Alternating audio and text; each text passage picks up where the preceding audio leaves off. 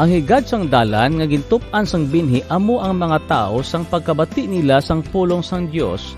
Nag-abot man dayon si Satanas kag ginagaw niya ang pulong sa ila tagipusoon. Ang kabatuhan nga gitup-an sang binhi amo ang mga tao nga sang pagkabati nila sang pulong sang Dios, kinbato nila dayon ini nga may kalipay. Pero hindi hugot si ila tagipusoon. Gani wala madugay ang ila pagtuo. Pag-abot sang pag-antos ukon paghingabot tungod sa ila nga pagbaton sa pulong sang Dios, nagbiya sila gilayon sa ila pagtuo. Ang duta ay may mga tunokon nga hilamon nga gitup-an sang binhi amo ang mga tao nga nakabati sang pulong sang Dios.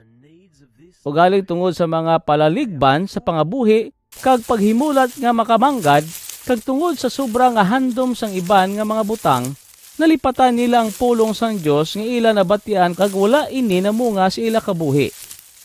Pero ang maayo nga duta nga gitup-an sang binhi amo ang mga tao nga nagpamati sang pulong sang Dios kag ginbaton nila sa ila tagipusoon kag napuslan gid nila.